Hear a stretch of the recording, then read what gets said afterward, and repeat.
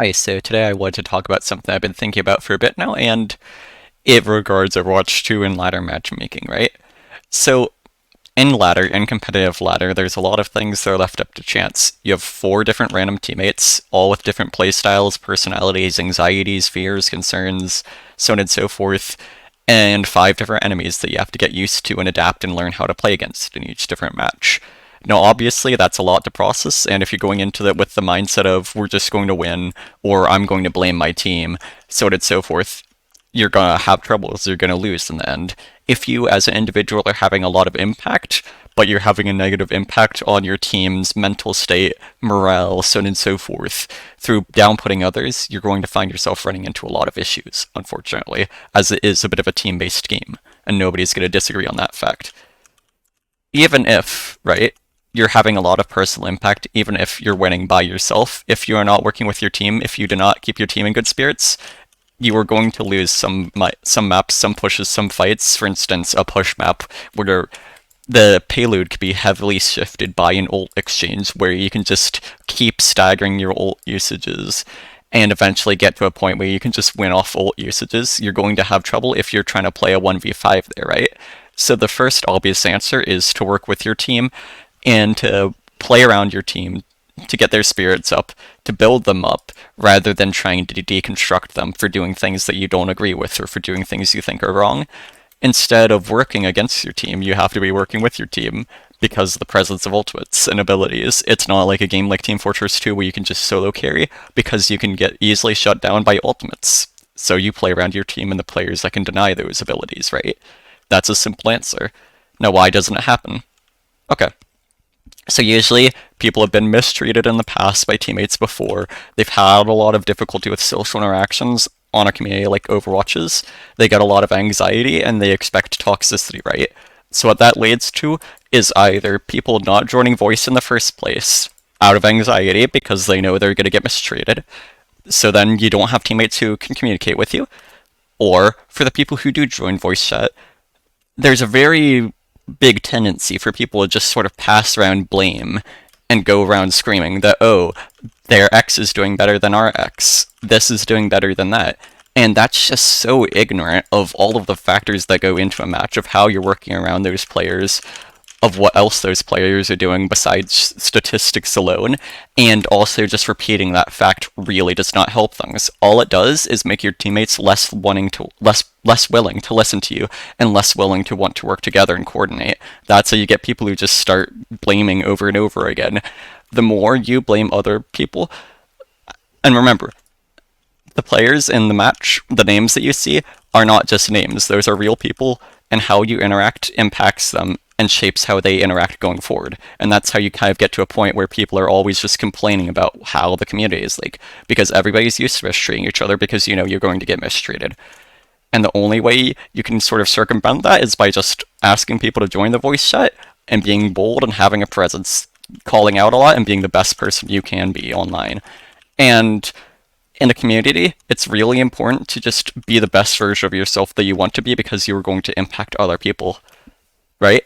You're going to see some of the same names and faces. Those are going to leave memories, and it's going to change how people interact with each other within the community going forward and out of the community even. Especially if you look back at quarantine COVID, interactions back then really impacted a lot of people online because it was all people had sometimes. You'd have people that were just terminally online, right? And I spent a lot of time online, as an example. And if people are going to be assholes to me, then that's going to negatively affect me, and that's going to make me not want to do something in the future, right? I don't think anybody's going to disagree with that logic. If you're rude to people, if you cause troubles, if you always start fights, it's not going to work well for you in the long term or for other people.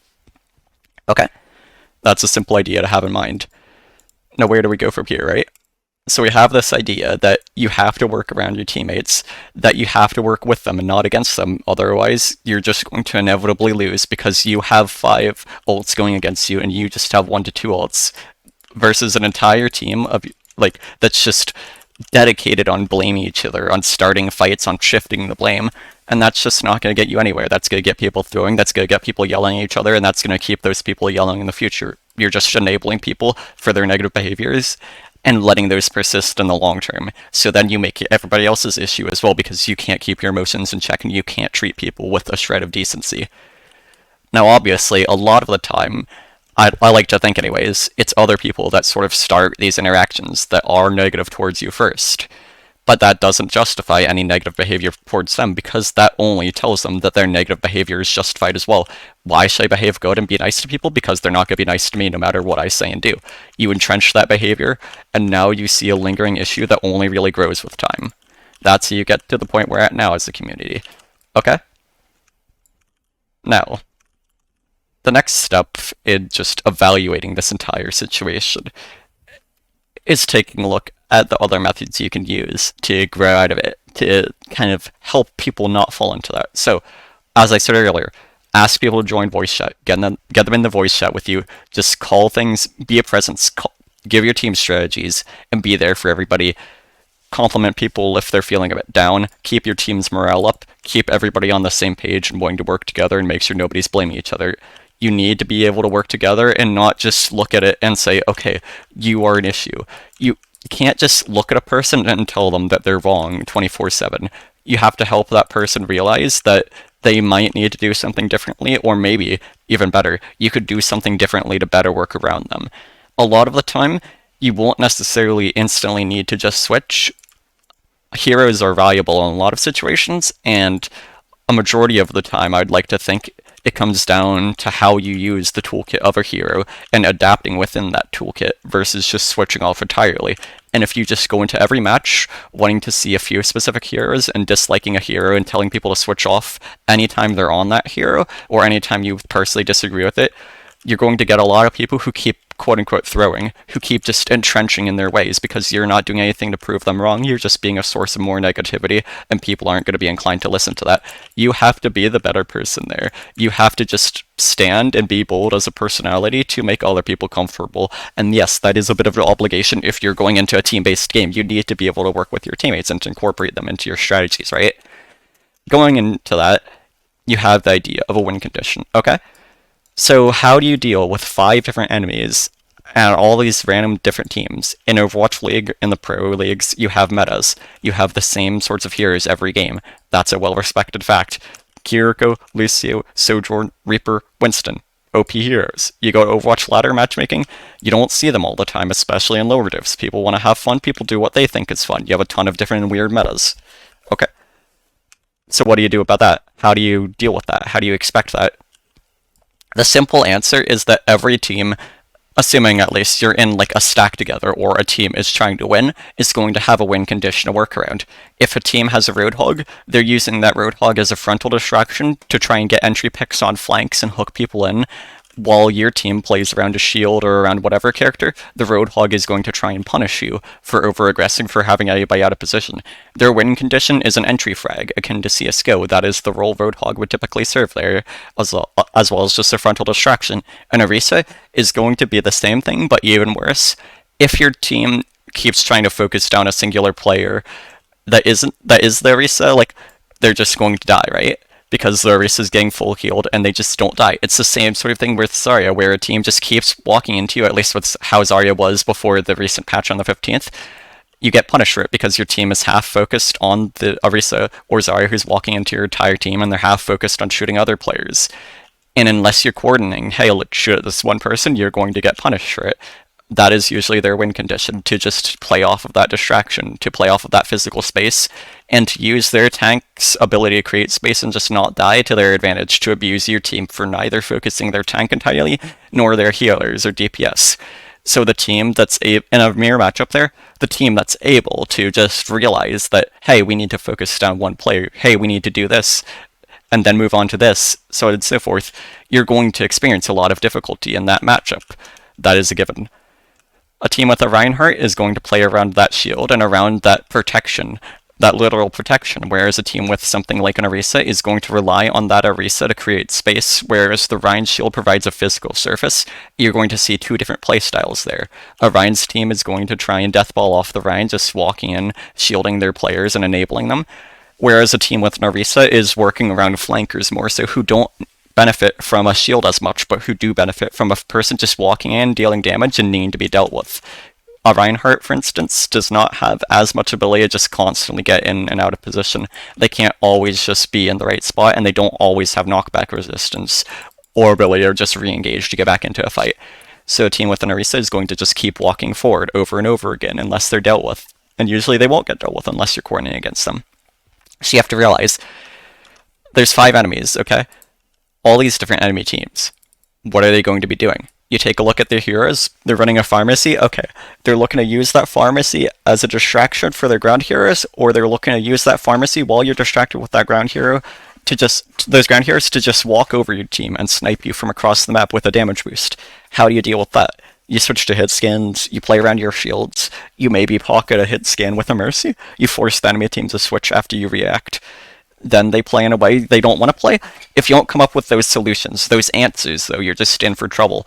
If you're running pure spam into a Zarya, you're going to lose because the Zarya is always going to have charge. So at some point, you need to be able to realize, am I being effective here? Am I getting high damage? Even if I'm getting high damage, is this the right hero for the matchup? Can I adapt from this hero's current toolkit to be able to be more effective? Or do I need to switch to be effective? And a lot of people just entirely skip out the whole adaptation phase and go right to saying, okay, we need to switch, you need to do this, and people just aren't going to listen to that. You have to try and guide them to the answer instead, or just open their mind. You have to just be a bold presence and ask your team, hey, do we want to play differently into this? Could we build around this? Instead of telling people directly to do something, you're going to be a lot more successful and get a lot more reception if you kind of guide your team to an answer, if you let them do what they want to do while working with them. Just telling them, like, hey, I think we'd be better off doing this. We'd be better off diving here and just entirely killing their team while their Zarya is busy trying to walk into our front line. And now we don't have a front line, so the Zarya just gets punished and their team loses as a result. Very important thing to notice, in Overwatch 2 you only have 1 tank per team. That is only 1 person to work around, and if that tank is not actively being a distraction, if they're not protecting, if they're not getting that space, if they're not contributing value to the team because you're playing differently into their team, then they are going to have to switch off or their team is going to lose. That is something vital to note. If you are a tank player, you really need to be in voice chat. You really need to be working with your team and just telling them what you're doing, what you want them to do, and what you could do differently. Also, another really important thing is to come off not as someone who's always trying to blame the team, not as somebody who always has the answers, but as somebody who is trying their best and wants their team to try the best. You have to have that sort of mentality, and you have to come across that way. Otherwise, if you just try to tell everybody what to do, you're going to come off across as an egotistical asshole who only cares about what they want and their own performance. You have to represent the team's interests, and sometimes that means giving concessions, letting people do things that you don't think are the best, just because you need to be working as a team instead of against each other to be able to defeat the enemy team. You can't be fighting both your own team and the enemy team, and I think any well-minded individual is going to agree with you there. So, you stop trying to create conflict, and your main goal instead becomes to shut down conflict while also having answers and solutions. If you can't really tell a person to switch off, just tell them what they could be doing differently. If your Pharah is constantly getting shot at out of the air, right? Just tell them, okay, play around our shield, play around the ground, try and poke people from across the map. Instead of telling people to do something differently, tell them what they could be doing differently. Don't be hostile and take the first step of regression to just tell them that they need to do something else. Just tell them what they could do differently and why you think that would work. But your tone is also a very important thing because, again, if you come off as hostile, that is only going to entrench a person not wanting to work with your team. That is very easy to understand, I think. And yet, a lot of people just don't feel like putting the first step in. A lot of people don't feel comfortable doing so because they know that other people won't do it as well. But when you're playing a competitive game, when your ranking is on the line, you have to be the person to be able to take that first step and just do what needs to be done for the sake of the team. And if you understand win conditions, if you understand what the enemy team is trying to do, if you understand that with a Winston they're going to be diving you, with a Doomfist they're going to try punch one person out of position and use that ability to relocate people to their advantage. If you understand that a Zarya and a Orisa are just going to keep walking into you, if you understand that a Sigma is going to rely on your team being super passive and not just flooding through them, and you allow the enemy team to do what they want to do, you are going to lose. So instead of focusing on your team and telling them what they need to do, it's a lot more helpful to focus on the enemy team and what you as a person can do and afterwards what your team can maybe do differently to play around what the enemy team is doing. And as long as the focus is on the enemy team and trying to deny what they're doing instead of just trying to correct and micro what your team is doing, you're going to find yourself having a lot better social reception and a lot better responses. And with this sort of philosophy and mentality, you end up leaving a ton of uncertain factors instead of as RNG into just things you can control. You're controlling an action or reaction. You're looking at what the enemy team is doing. You're telling yourself what you can do differently. And if your teammates are clueless, if they're being countered and they're showing that, hey, I need some help, I need an answer, I need some input, then you just tell your team, okay, this is what you could do differently. Wait for other people to be willing to make change, and then you'll experience them being able to make change in a more effective manner. As a simple truth, most people, I would like to imagine at least, are going to be wanting to win when they sign up for a competitive game, when they click the button that says, I am going to be queuing for a competitive match. They are going to want to play around their rank, and so you have to expect them to be willing to win and cooperate and work with you, as long as you're willing to work with them and not just devalue them as a person. And I guess the biggest thing I'd keep in mind going into it is that every player is a person, not just a name. If you start looking at your team and being like, Doomfist, you need to switch. Moira, stop being DPS Moira. Mercy, you're so shit. If you call people by their in-game character name instead of their name as a human being, or rather, the name they want to be referred to as through their alias, then you're going to find people just being pissy at you.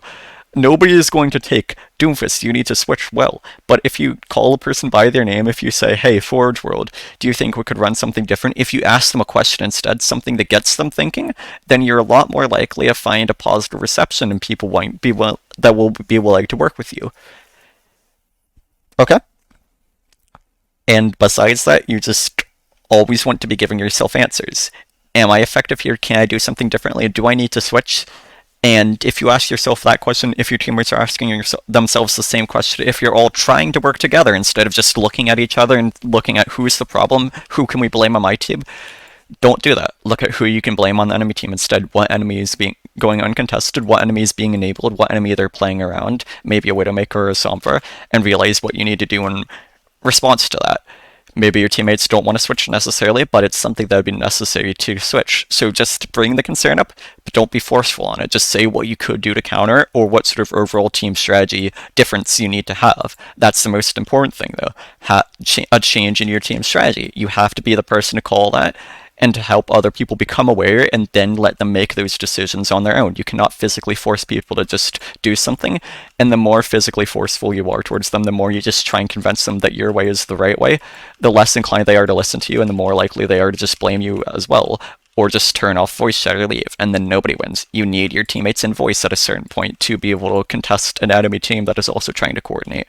So you always just put the most effort in you can because it's an obligation, or at the very least because you want to win, and you make sure your teammates are okay to win as well. You just help them if they need help. Tell them what they could do differently. Don't tell them what they need to do differently, though, because they don't ever really need to do anything. And sometimes you're going to need to do something different if you're the one who's just barging in with a ton of demands, trying to tell them that they need to do all these things. That could be a bit of an issue on your own part, a lack of social skills, a lack of willingness to just work with what your teammates are trying to do, which can really cripple your team when it comes to being able to coordinate and win a match. You're not going to win versus a more coordinated team unless you're coordinating as well. So then you just talk, you call focuses, you ping enemies, you say things, you tell your team what you're observing, and then you hope that your teammates are also observant, or at the very least that they listen to your observations.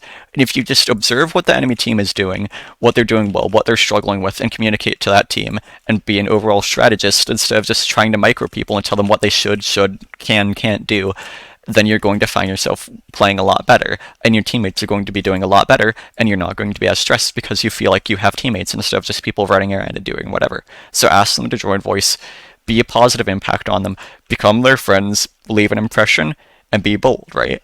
Call things, call focuses. I'm discording this person, we have these ults, let's try and combo these ults. Be the person to put the first step in, and you're going to be so much more satisfied with what your team is doing.